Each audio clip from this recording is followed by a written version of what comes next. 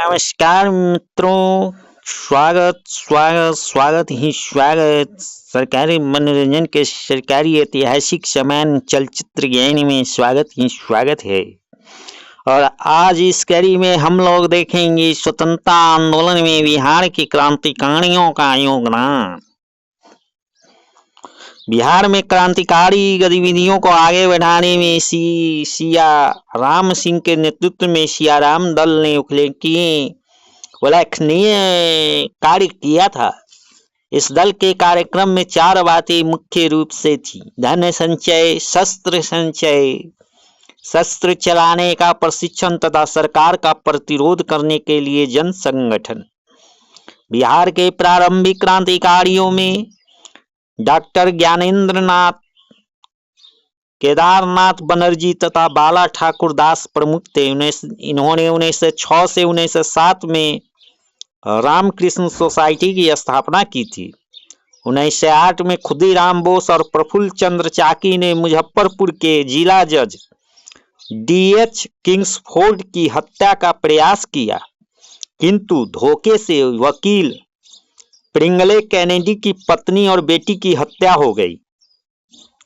Police से बचने के लिए प्रफुल्ल चाकी ने आत्महत्या कर ली, जबकि खुदीराम बोस को गिरफ्तार कर 11 अगस्त 1908 को फांसी पर लटका दिया गया। 1913 ईस्वी में सचिंद्रनाथ सन्याल ने पटना में अनुशीलन समिति की घोषणा की।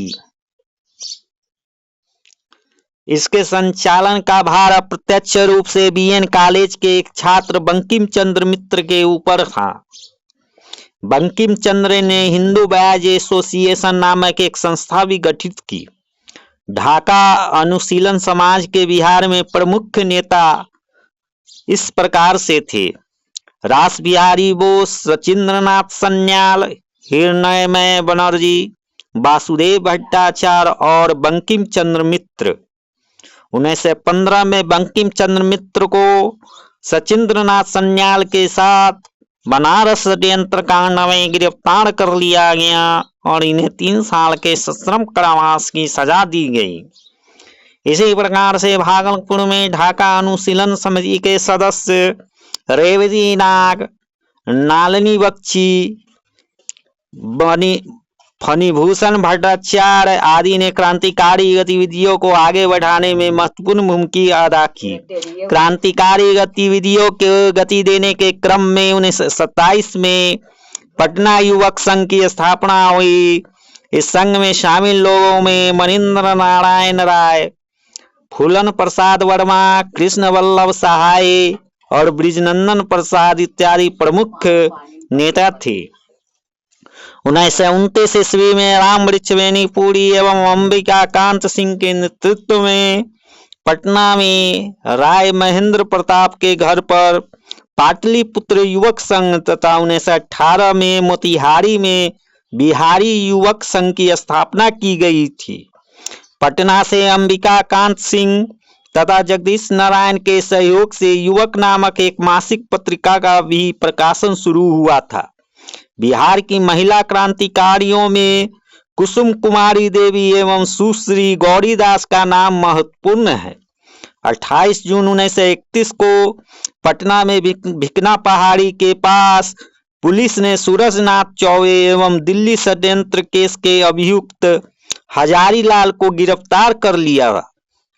9 नवंबर 1932 को चंद्रमा सिंह ने लाहौर एवं पटना षड्यंत्र कांड के मुखबिर फणेंद्र नाथ की हत्या कर दी।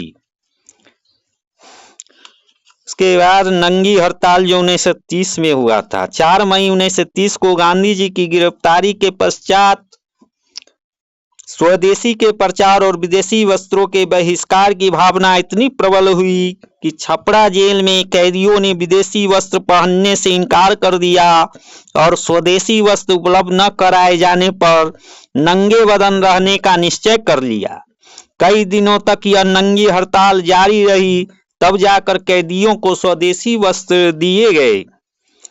अब देखते हैं चौकीदार करबंदी आंदोलन। यह भी 1930 ईस्वी में हुआ था।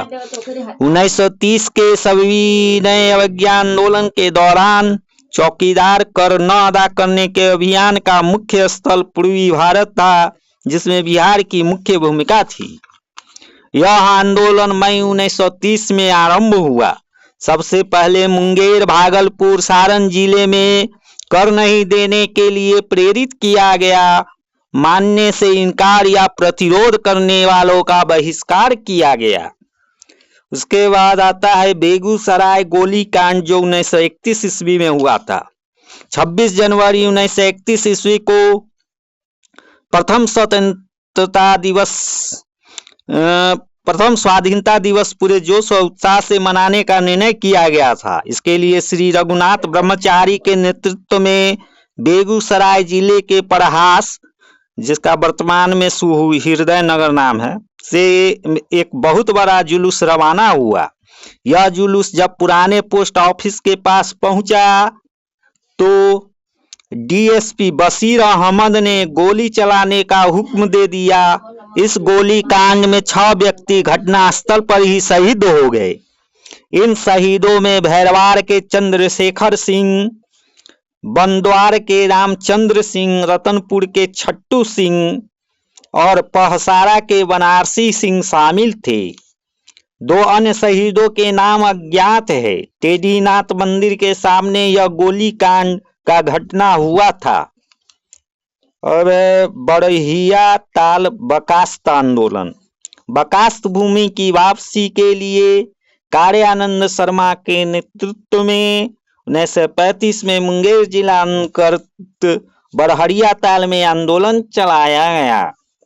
यह आंदोलन शोषित और पीड़ित किसानों द्वारा जमींदारों से बकास्त भूमि के रूप में परिवर्तित अपनी रैयत भूमि वापस लेने का सामूहिक प्रयास था। बकास्त भूमि उसे कहते थे जिसे मंदी के कारण लगान न दे पाने के कारण किसानों ने जमींदारों को दे दी थी।